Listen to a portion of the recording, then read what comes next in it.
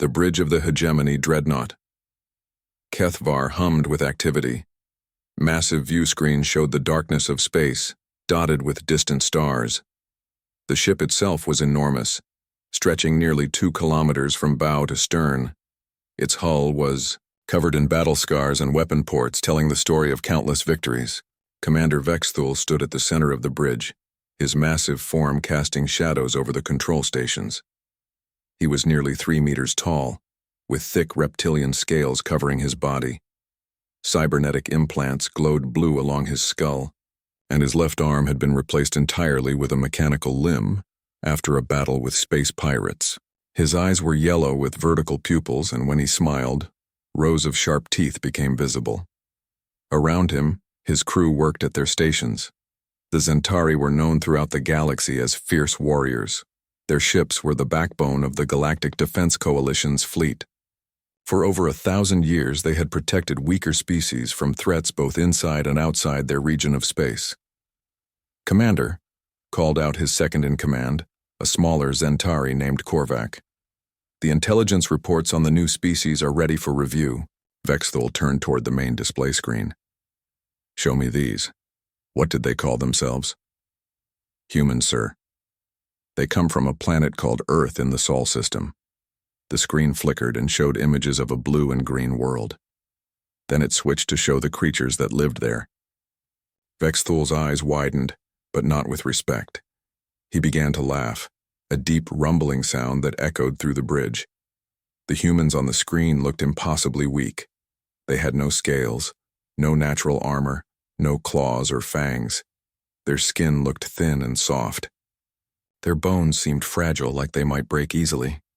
They were small too, much smaller than any warrior species in the Coalition.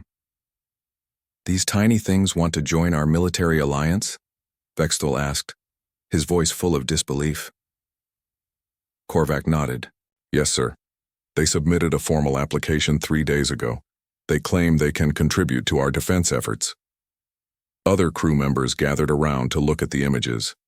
There were Krix warriors present, insect-like beings with razor-sharp arms that could cut through steel. Their exoskeletons were naturally bulletproof. Next to them stood Vol officers whose crystal-based bodies could deflect energy weapons.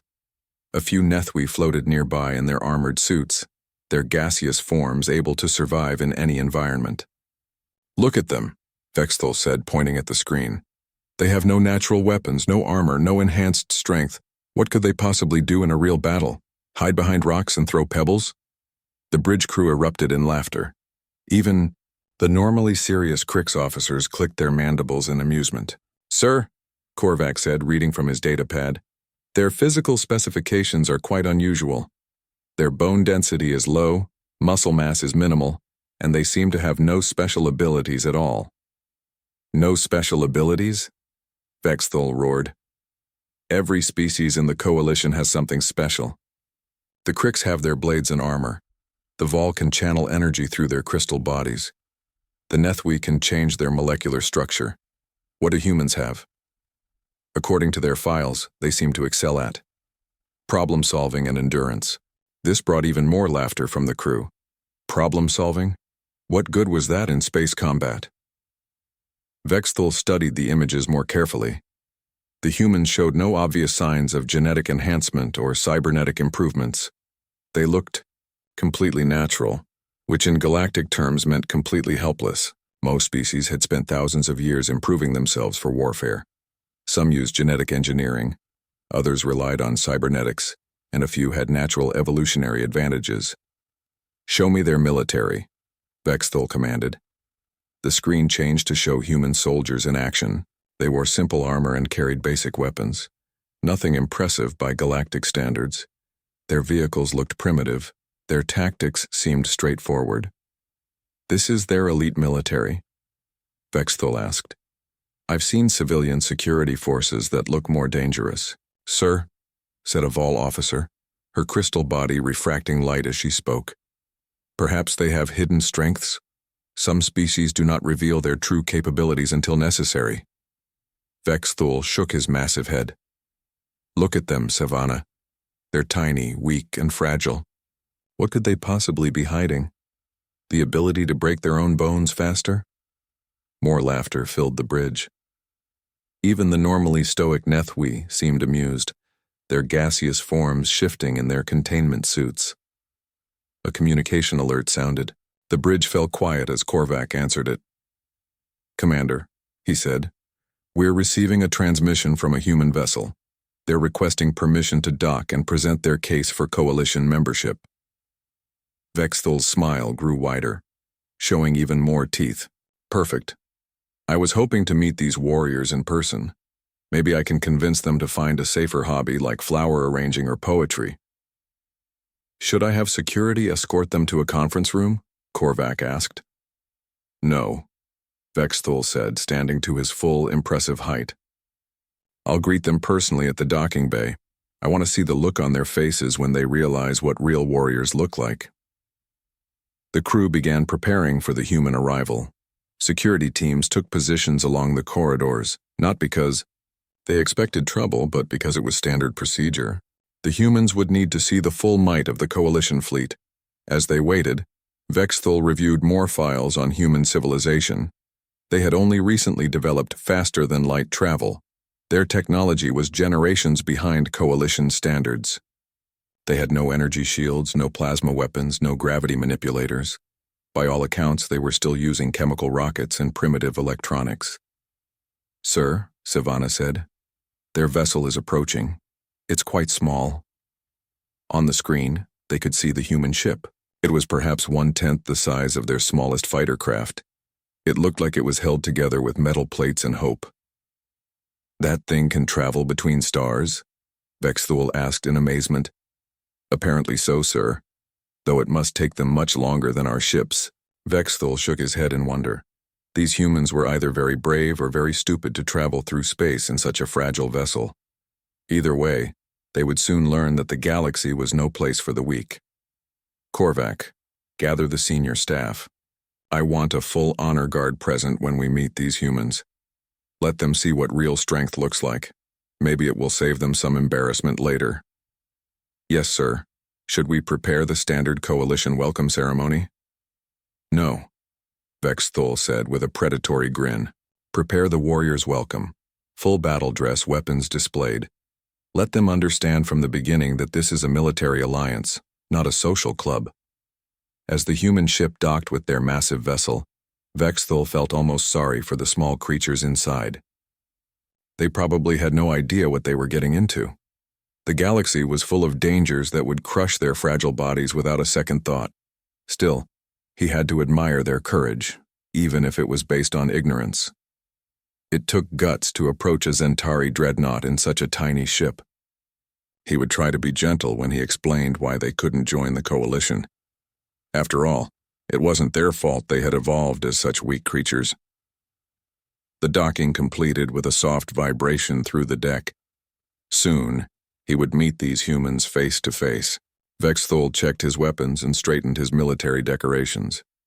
It was time to show these fragile little beings what real warriors looked like. The docking bay of the Kethavar was an impressive sight.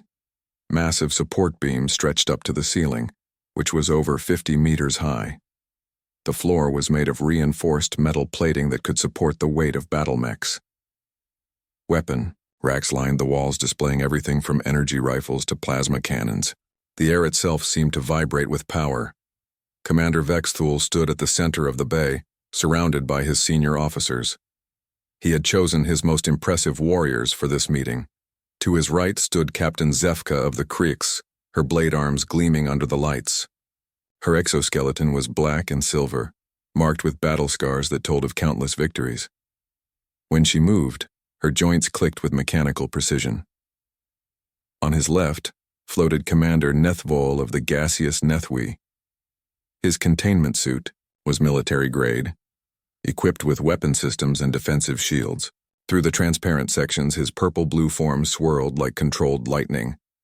The suit itself stood 3 meters tall and was equipped with enough firepower to level a small building.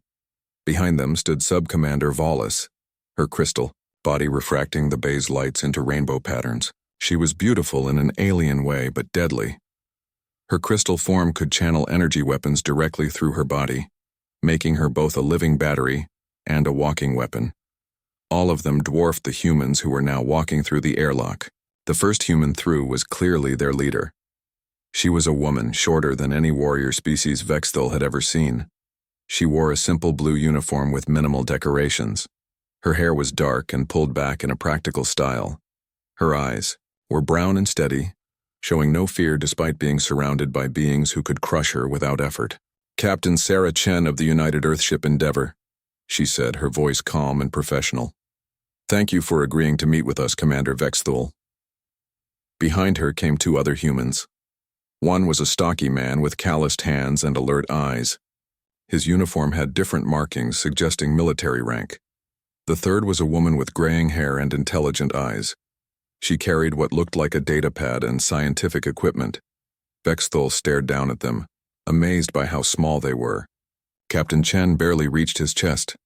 The other two humans were even smaller. They looked like children standing next to the coalition warriors. "So," Vexthul rumbled, his voice echoing in the large bay, "these are the mighty warriors who think they can stand alongside the coalition's finest." He began walking around them slowly, like a predator circling prey. The humans stood perfectly still, showing no reaction to his intimidating behavior. This surprised him. Most species showed some sign of fear when confronted by a Zentari commander in full battle gear. "I have reviewed your files," he continued, his voice growing louder. "You have no natural armor, no claws, no enhanced strength. Your bones look like they would snap if I breathed on them too hard."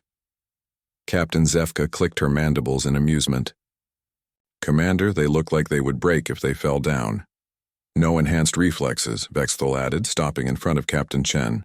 "No energy manipulation abilities, no environmental adaptations. Tell me, Captain, what exactly do you bring? To a military alliance? Do you plan to defeat our enemies with harsh language?" The assembled alien warriors chuckled at this. Even the normally serious Nethwi seemed amused, his gaseous form shifting in patterns that indicated humor among his species. Captain Chen remained perfectly calm.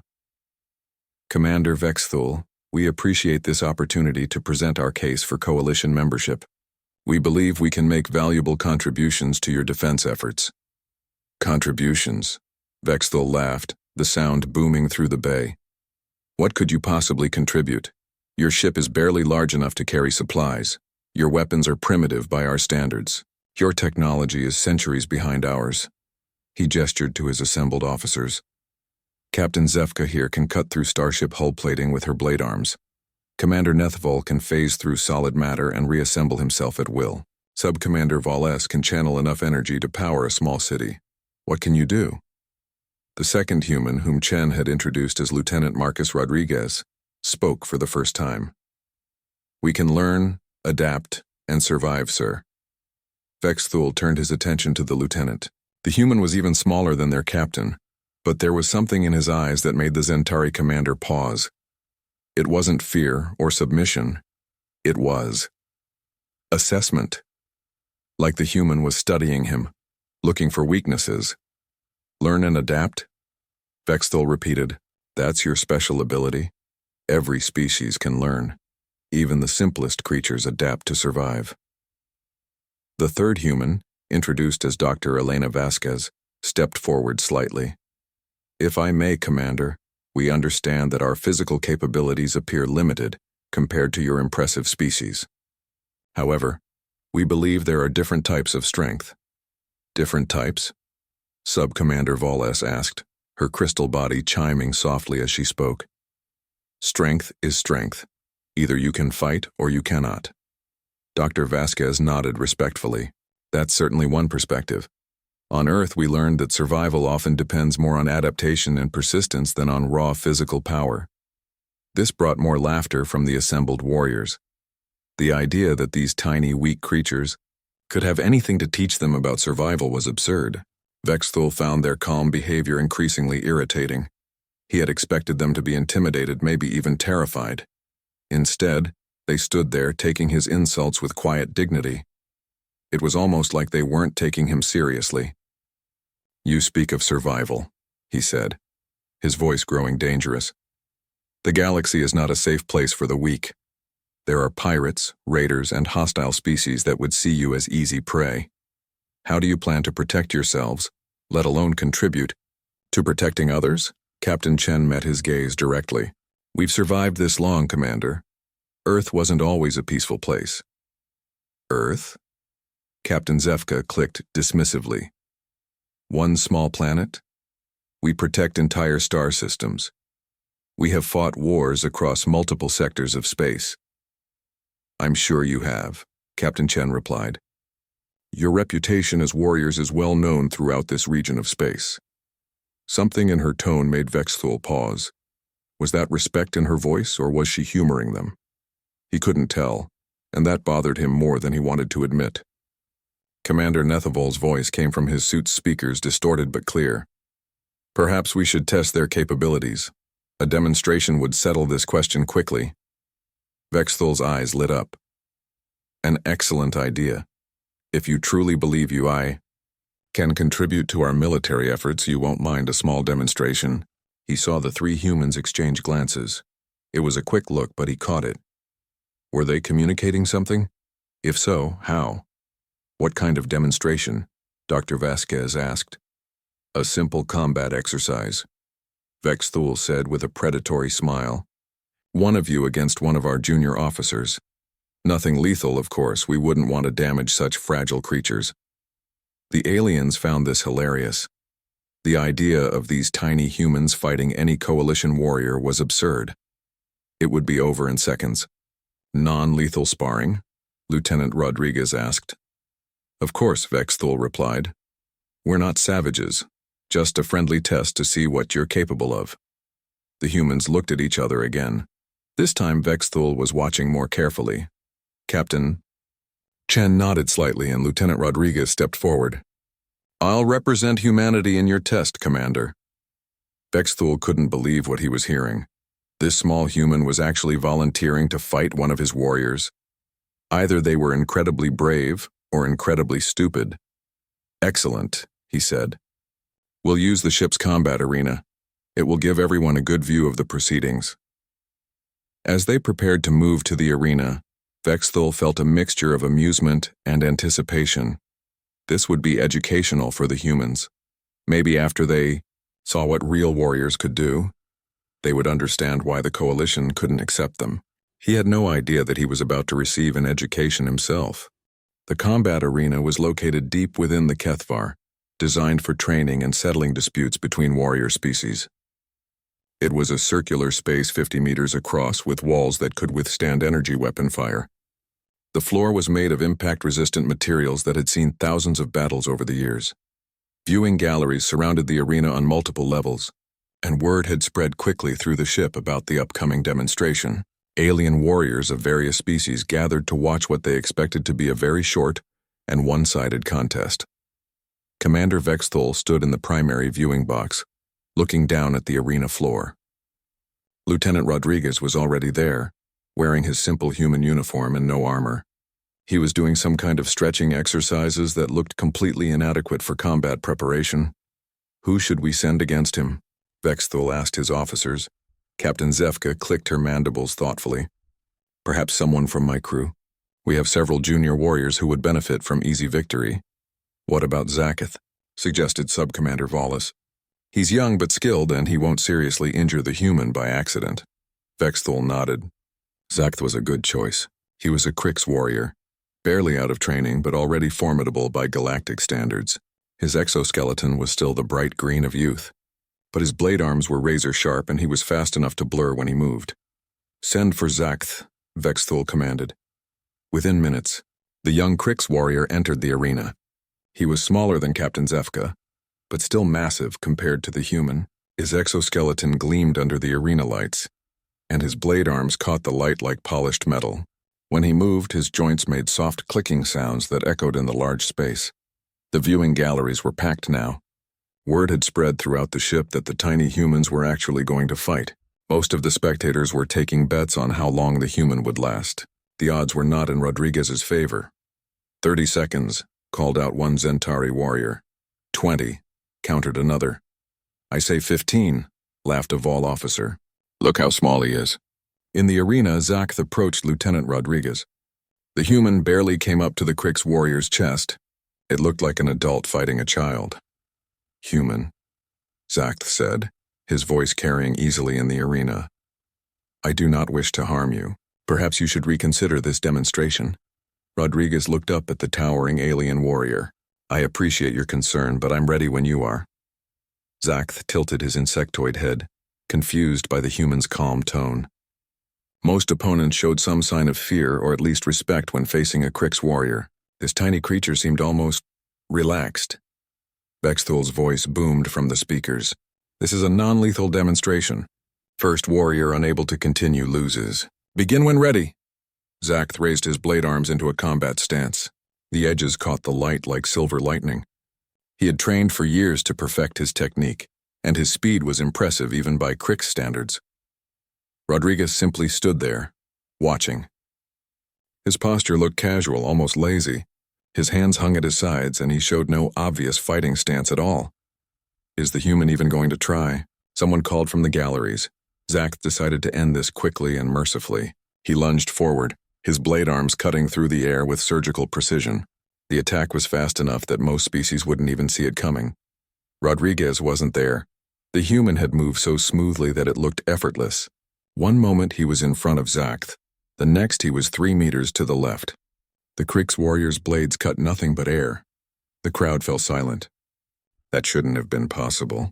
Humans had no enhanced reflexes according to their files. Zack spun around, bringing his blades in a wide arc that should have caught the human wherever he had moved. But Rodriguez had already moved again, this time ending up behind the Krix warrior. "What?" Zack began, but he didn't finish the sentence. He spun again, launching a series of rapid strikes that would have overwhelmed any normal opponent. Rodriguez flowed around the attacks like water. He didn't seem to be moving particularly fast, but somehow, he was never where Zack's blades were aiming. It was like he knew where the attacks were going before Zack himself knew. "How was he doing that?" whispered Commander Nethavol. In the viewing box, Captain Chen and Dr. Vasquez watched calmly. They showed no sign of worry for their colleague, which struck Vexthul as very strange. Zack was beginning to breathe harder. His attacks were becoming more desperate, less controlled. The human continued to avoid every strike with minimal effort, sometimes by mere centimeters. It was starting to look less like a fight and more like a dance. Then Rodriguez did something that made the entire arena gasp. As Zack overextended on a particularly aggressive strike, the human stepped forward instead of away. His hand moved in a quick, precise motion that looked almost gentle. Zack stumbled. His left blade arm suddenly wasn't responding properly. Rodriguez had touched something on the Krix warrior's exoskeleton, and now that arm was partially paralyzed. "Impossible," breathed Captain Zefka. "The nerve clusters are internal. How could he know where they are?" Rodriguez continued his strange, flowing movement around Zack. Every few seconds he would make another precise contact with the alien warrior. Each touch seemed harmless, but Zack was slowing down more and more. The crowd watched in stunned silence as the mighty Krix warrior began to falter. His attacks became sluggish, his movements uncoordinated. Rodriguez was doing something to him, but none of the watching aliens could understand what. "He's targeting pressure points," Dr. Vasquez said quietly to Vexthul. "Lieutenant Rodriguez studied Krix anatomy before we arrived." "Studied it?" Vexthul asked, his voice barely a whisper. "How?" "Our anatomical data is classified." "We're very good at gathering information, Commander." In the arena, Zack was now moving like he was underwater. His exoskeleton remained undamaged, but something was wrong with his nervous system. Rodriguez had somehow found ways to disrupt the alien's motor functions without causing any visible harm. The human moved in close for the final sequence. His hands moved in a pattern too fast for most of the watching aliens to follow. He touched points on Zack's neck, chest and back in rapid succession. The Krix warrior's eyes rolled back and he collapsed to the arena floor. He was unconscious but clearly breathing.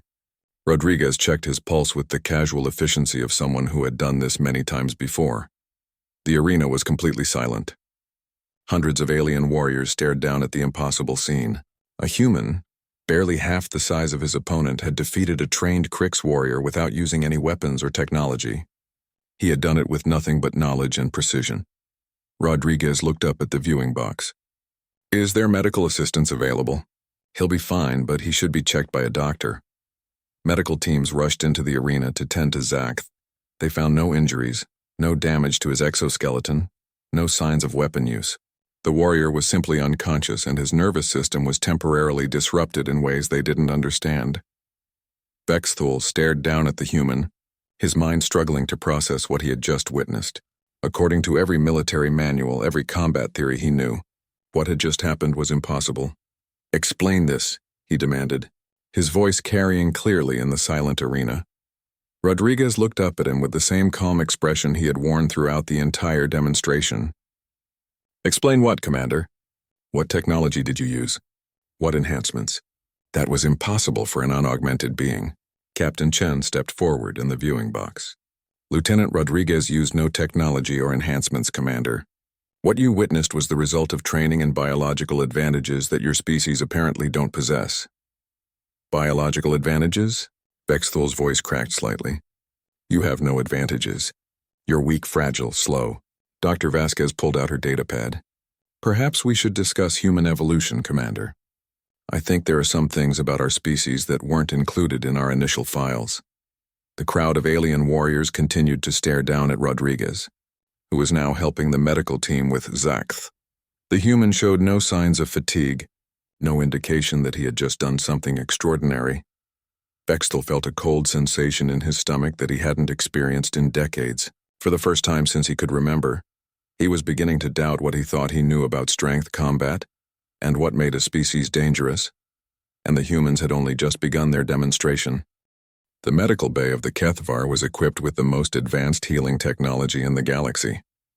Regeneration tanks, neural stimulators, and quantum tissue repair units lined the walls, yet the medical team working on Zakth looked completely baffled.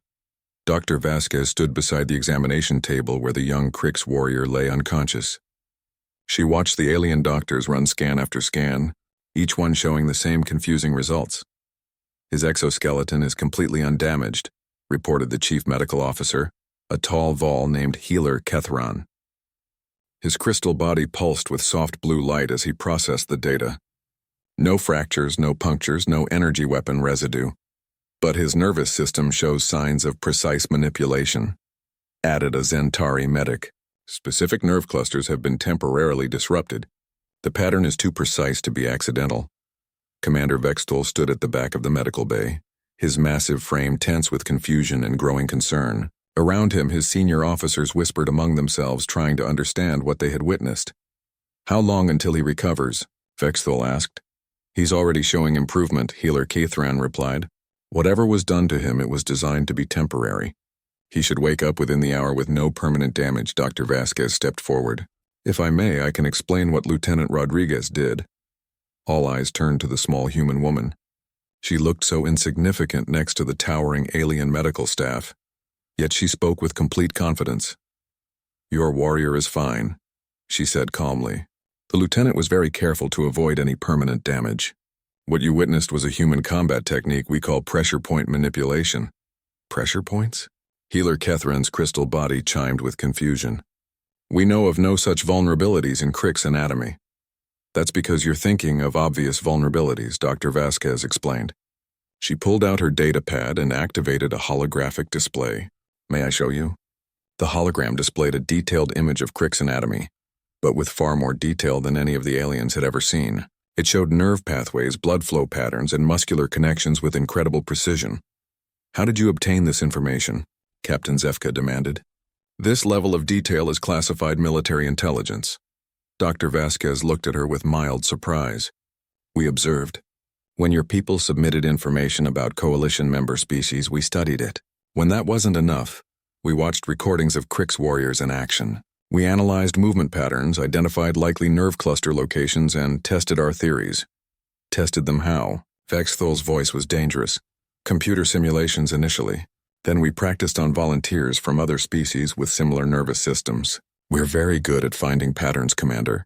The aliens exchanged worried glances. The casual way the humans spoke about analyzing their anatomy was deeply unsettling.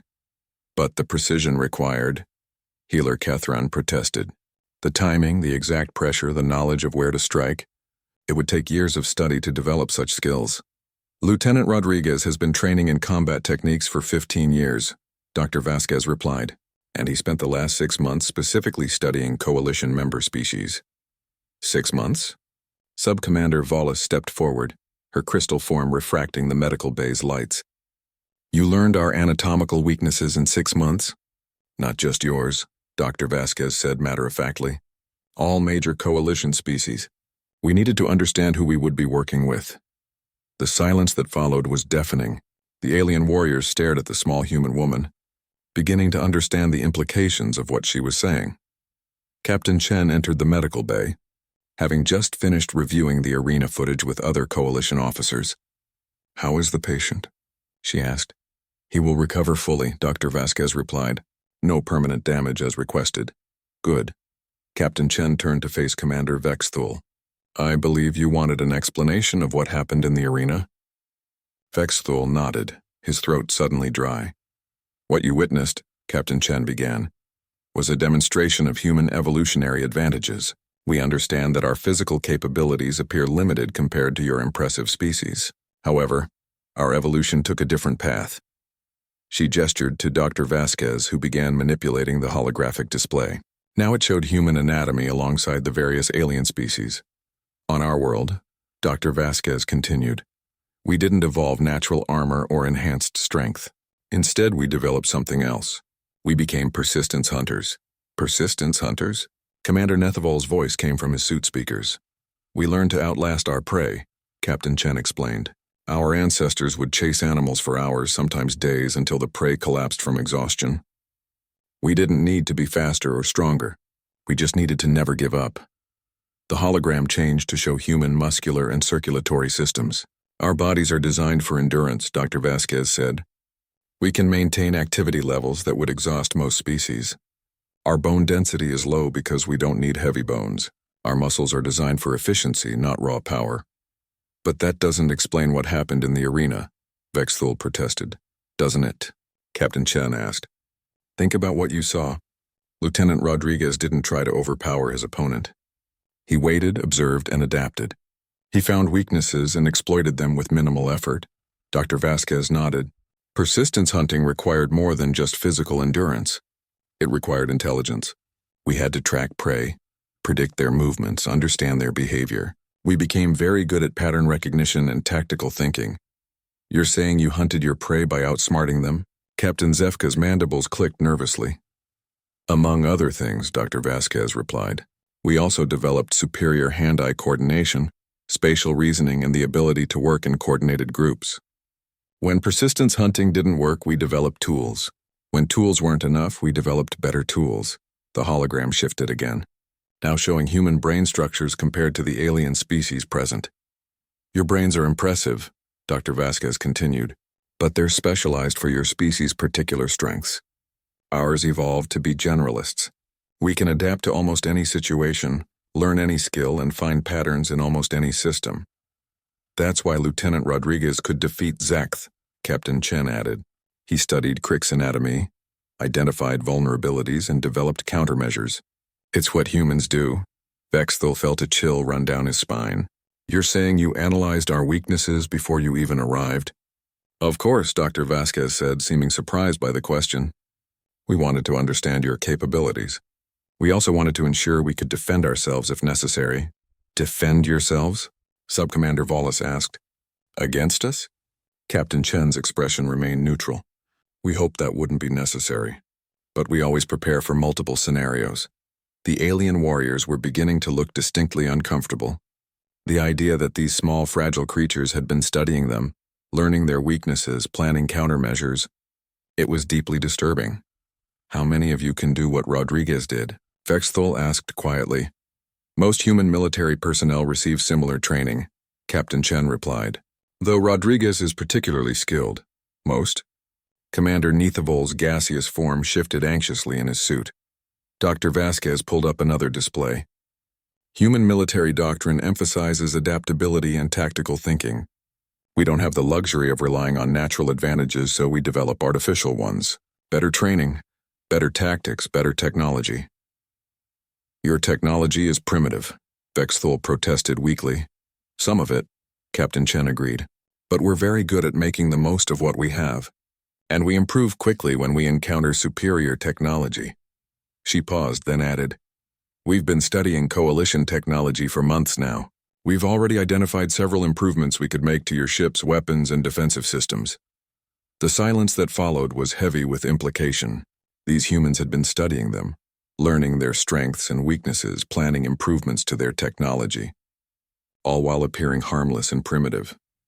"There's something else you should know," Dr. Vasquez said quietly. "What Lieutenant Rodriguez demonstrated was a non-lethal technique. He chose not to seriously harm your warrior." "Chose not to?" Vexthal's voice was barely a whisper.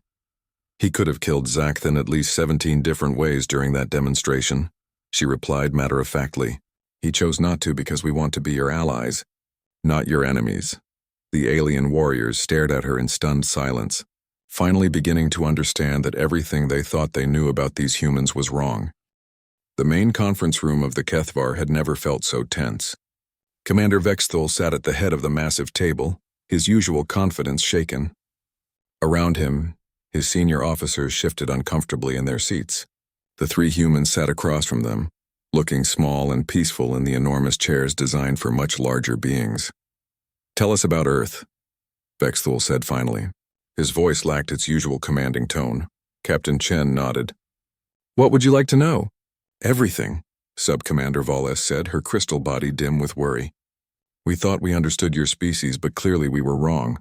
Dr. Vasquez activated her data pad, and a holographic display appeared above the table.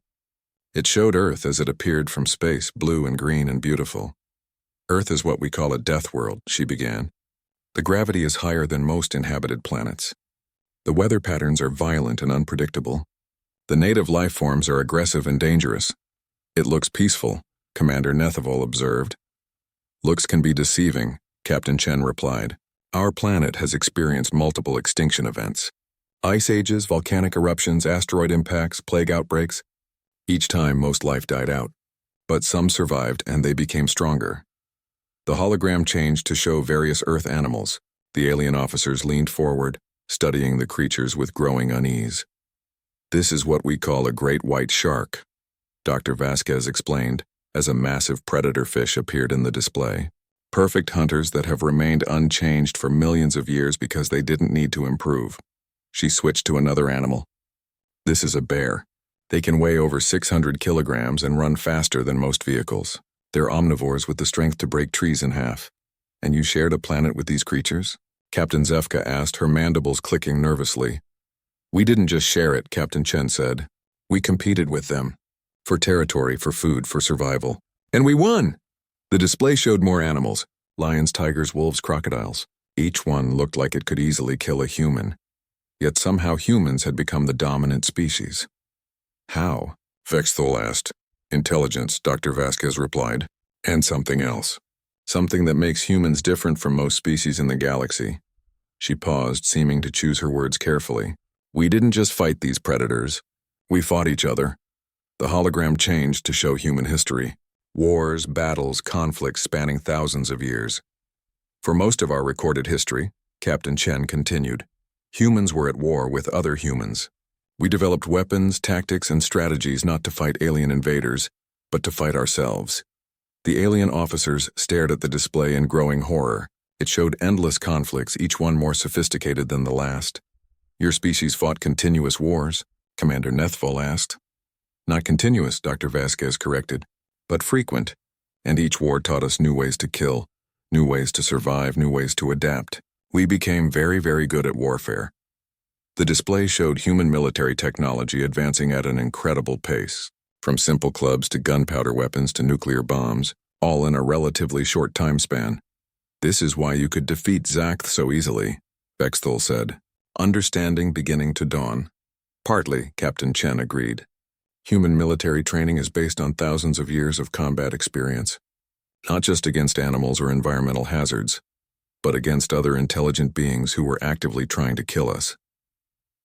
Dr. Vasquez brought up new images. "We call it asymmetric warfare.